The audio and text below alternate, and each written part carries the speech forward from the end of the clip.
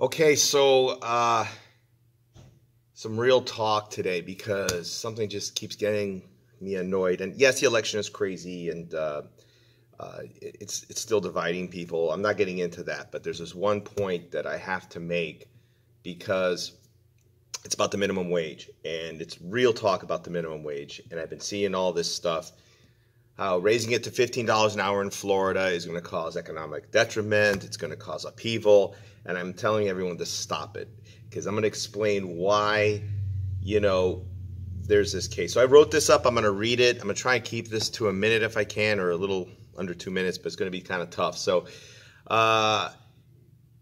if we were only paying our employees $8 an hour, okay, this is my point. That's where the minimum wage was in Florida. Now, it's going to be drastic upheaval. Yes, that means that we're going to have to double our payroll for some employees. We're going to have to raise prices on things. But that's only for the companies that for years have only been paying their employees the bare minimum because that's all they were legally required to do. So for them, yes, if you had 20 employees and now they all have to be paid 15, you may have to cut 10 employees. But that's on you. That's not on the decision to give people a fair wage. I'm a small business owner. Since 1998, I opened my first studio in Cutler Ridge in a warehouse. And I didn't have income from it because it was raw. I had no students. I had to build from ground zero. Okay. And I had to get a job at Cutler Ridge Mall across the street. And I had to do security from 7 in the morning till 3 in the afternoon, go across the street, 4 o'clock till 9 o'clock at night, do martial arts and teach. Go home, pass Roberts here in Florida City, live on the farm, and go to bed about 11 o'clock, wake up at 5 a.m., do it all over again. Now, had I not lived with my parents at that time, at that young age, $7.10 an hour, which was kind of over the old minimum wage then, which is about $5, $6 an hour, there's no way I would have made it. No way.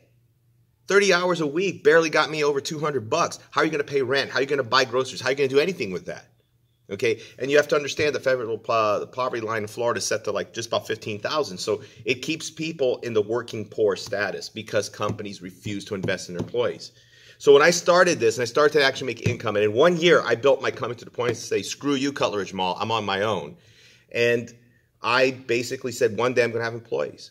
My business partner wanted to only pay them like at that time $6 an hour, and I said that's impossible. Who's gonna work for $6 an hour and do the work we do? Nobody. Even $8 an hour. So we made it to $10 an hour. And then I eventually said, when I got rid of my business partner, I said, we're going to start at $12 an hour. It was a big increase. And I said, because if we do $12 an hour, I knew the minimum wage was going to go up to a full 15. Who knows? That was always talked for years. If it's going to go to 15 and I'm at 12, it's only going to be a $3 bump. We can do that. In many of the cases, my employees already make 15 or more an hour. So it would be either a slight raise for them, or they're already making more than minimum wage now. Some have even made $22 an hour working for me because of the work they give me.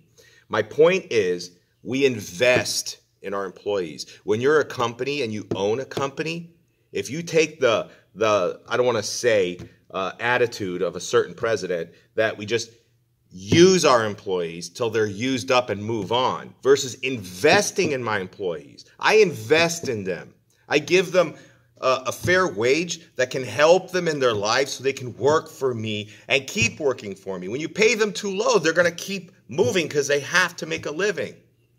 And my job is hard. It's not easy working here. It's not. You've seen the studio. So we invest in our employees. They invest in the company, their time and their attitude because of the fair wage they get.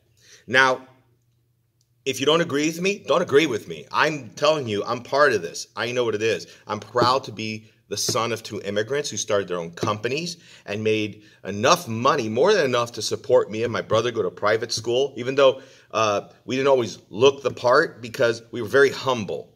But they started their own companies. I'm proud to have family, immigrant family that came to this country and built these empires in concrete and did the same. My mom's brother, Barreiro, Americo Barreiro, in his concrete company, gave his employees uniforms, didn't charge them out of their check for cleaning their uniforms. He pays for it. He invests in his employees, and he has the largest contracts in all the state of Florida, all the way up to the middle of the Florida and down, okay, because he invests in employees. He understands the employees are important to the company. And I learned that from my family. I learned that from all of them. Okay, so the American dream is alive.